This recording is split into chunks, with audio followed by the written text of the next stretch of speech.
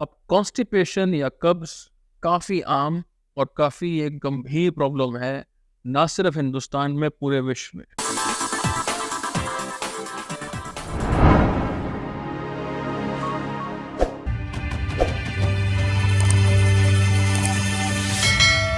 नमस्कार, मेरा नाम डॉक्टर जुबिन देव शर्मा है। मैं एक पेट और लिवर रोग विशेषज्ञ हूँ और आज हम एक बहुत ही आम प्रॉब्लम लेकिन बहुत ही मेजर प्रॉब्लम के बारे में बात करेंगे। आज हम बात करेंगे कब्ज पे या कॉन्स्टिपेशन पे। अब कॉन्स्टिपेशन या कब्ज काफ़ी आम और काफ़ी एक गंभीर प्रॉब्लम है, ना सिर्फ हिंदुस्तान में, पूरे विश्व में। और हमारे हिंदुस्तान में तो इस चीज़ से पूरा आपका दिनचर्या सब कुछ जुड़ा हुआ है कि हमारा पेट साफ हुआ है या नहीं। रोज हम पेशेंट देखते हैं, पेशेंट से सुनते हैं, पेशेंट की प्रॉब्लम्स को फेस करते हैं, जो कि एकमात्र होती है कि मेरा आज पेट साफ नहीं हुआ है।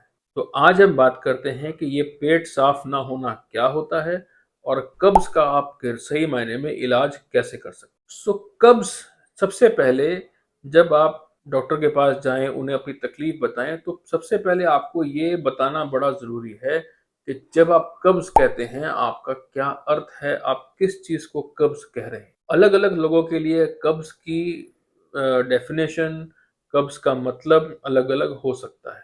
सबसे पहले कई लोगों के लिए पेट अच्छे से साफ ना होना भी कब्ज़ है कि मैं लैट्रिन तो गया, मैं बाथरूम तो गया, लेकिन मेरा पेट पूरी तरीके से साफ नहीं हुआ। दूसरी ओर कुछ ऐसे भी लोग होते हैं जो कहते हैं कि मेरे को 4 दिन, 5 दिन, 6 दिन, हफ्ता मोशंस का, लैट्रिन करने का ज़ोर ही नहीं आता। मेरे को अगर मैं दवाई नहीं लूँ तो मुझे बाथरूम जाने की ज़रूरत ही नहीं समझती। तीसरे प्रकार के लोग होते हैं जो कहते हैं कि मुझे सख्त मोशन आ रहा है, मेरे को लैट्रिन हार्ड आ रही है, लैट्रिन स्टूल जो है सख्त आ रहा है, लैट्रिन निकालने में ज़ोर लगाना पड़ता है, कई बार नीचे दर्द होती है, इसको भी कब्ज़ कहते हैं।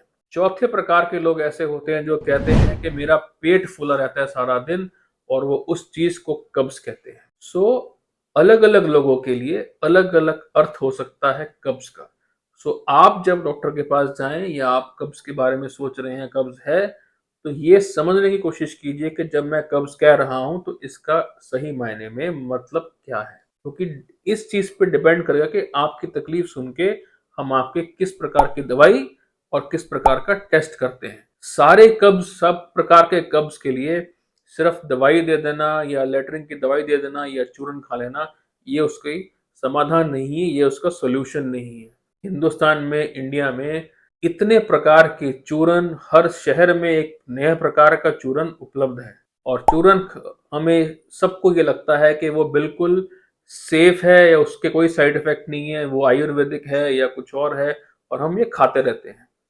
लेकिन 90% ऑफ इस तरह के प्रोडक्ट्स में कुछ ना कुछ नुकसानदेह केमिकल या कुछ होता है, जिसकी वजह से हमें इसकी लत लगती है, हमें इसकी आदत लगती है और फिर हमें इसका बंद करना मुश्किल हो जाता है और हम डॉक्टर के पास तब पहुंचते हैं कि जब हमने कई सालों साल तक ये चूरन खाया होता है और फिर हमें लगता है कि अब ये चूरन भी काम नहीं कर रहा, अब हम इसका चेक करें कि क्या करें। उस वक्त पे डॉक्टर भी आपकी ज़्यादा हेल्प नहीं कर सकता, जबकि पहले के उसमें। तो अगर आपको कब्ज़ है और लंबे समय की कब्ज़ है, आपको अवश्य एक बार डॉक्टर से परामर्श करना चाहिए। अब बात आती है कि हमने कई प्रकार तो देख लिए, लेकिन कब, किस लक्षणों में हमें डॉक्टर के पास जल्दी जाना चाहिए और कब हमें थोड़ा इंतज़ार करके जा सकते हैं। जब आपको कब्ज़ के साथ में कुछ इन लक्षणों का सामना दिखे, तब आपको जल्दी जाना चाहिए। अगर मैं इनके नाम बताऊँ तो अगर लैट्रिन में खून आए या आप 50 साल के ऊपर हैं और ये कब्ज़ अब नया कुछ शुरू हुआ है, पहले लाइफ में कभी आपको कब्ज़ नहीं हुआ, लेकिन 50 के बाद अचानक आपको कुछ कब्ज़ होना शुरू हो गया है।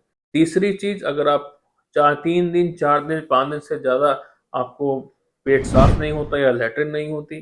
चौथी चीज़, अगर आपका वज़न कम होए जा रहा हो और पांचवी चीज, अगर आपको पेट में बहुत तेज दर्द हो, कब्ज के साथ पेट फूल जाए, तन जाए, इन स्थिति में आपको डॉक्टर के पास जल्दी जाना चाहिए। यदि आपको लंबे समय की कब्ज है लेकिन ये सब लक्षण नहीं है, आप फिर भी कुछ वक्त इंतजार करके डॉक्टर के पास जा सकते हैं, लेकिन यदि वो ठीक नहीं हो रहा है तो आपको जल्दी जाना चाहिए। अब आप जब डॉक्टर के पास जाएंगे, वो आपके लक्षण सुनेगा, आपकी बात समझेगा, फिर वो ये डिसाइड करेगा कि आपको किन किन टेस्टों की आवश्यकता है और ये टेस्ट क्यों किए जाते हैं। ये टेस्ट इसलिए किए जाते हैं कि कब्ज के, जैसे मैंने बताया, कई प्रकार होते हैं। एक प्रकार में ऐसा होता है कि जिसमें आंत धीरे काम करती है, आंत ढंग से कॉन्ट्रैक्शन नहीं करती, तो लैट्रिन आगे नहीं जाती। कई तरह के प्रकार होते हैं कि आंत की मूवमेंट ठीक है, नीचे तक लैट्रिन आ जाती है, लेकिन जो बाहर निकालने की प्रणाली है उसके अंदर कमजोरी है, वो मसल जो है वो सारे कमजोर हैं। कई बार कोई दवाइयां ले रहे होते हैं, कोई बीमारी होती है शरीर में, थायराइड की प्रॉब्लम होती है, शुगर की प्रॉब्लम होती है, या बीपी की दवाइयां होती हैं जो कि कब्ज कर रही होती हैं। इन सब का टेस्टिंग अलग है, इन सब की ट्रीटमेंट अलग है। टेस्टिंग में हमें यह भी देखना होता है कि अंदर कोई, आंत के अंदर कोई रुकावट तो नहीं है, कोई प्रकार का कैंसर तो नहीं है, कोई प्रकार की गांठ तो नहीं है जो आपको कब्ज कर रही हो। फीमेल्स में ये देखने होते हैं कि यूट्रस के अंदर कोई बड़े बड़े फाइब्रॉइड्स तो नहीं है, पर्टिकुलरली आम जो उसकी पीछे की दीवार होती है, जो पोस्टीरियर वॉल होती है, उसके अंदर, उनसे भी कब्ज हो सकता है। तो कब्ज सिर्फ दवाई खिलाना, लैक्सेटिव देना या चूरन देना या कोई पाउडर देना ही उसका इलाज नहीं है। उसका सही मायने में कारण जानना जरूरी है। अब टेस्ट के अंदर क्या क्या चीजें आ सकती हैं? टेस्ट के अंदर कुछ ब्लड टेस्ट होंगे, कोलोनोस्कोपी की, मतलब लैट्रिन के रास्ते एंडोस्कोपी की एक जांच होगी, जिसके अंदर ये देखा जाएगा कि अंदर कोई रुकावट तो नहीं है। तीसरी चीज, सिटी स्कैन, एमआरआई हो सकते हैं। चौथी चीज, एक तरह का कोलन ट्रांजिट स्टडी, मतलब जो ये देखता है कि अंदर कोई रुकावट जो है, आंतें किस स्पीड पे काम कर रही हैं, ये देखने के लिए।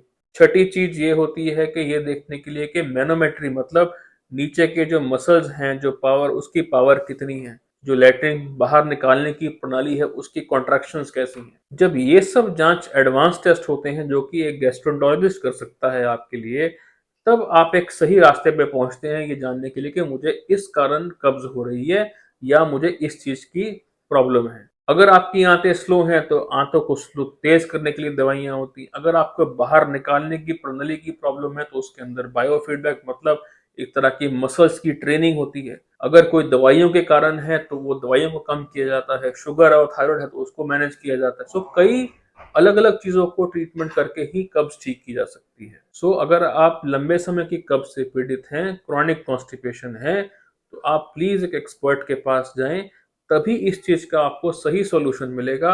ये हजारों प्रकार के चूरन खा खा के तो कोई उसमें जवाब नहीं मिलने वाला। तो यदि आपको कब्ज के लिए कोई जानकारी चाहते हैं, आप नीचे दिए गए नंबर पे हमें संपर्क करें, हम आपको जरूर आवश्यक इसका जवाब देंगे।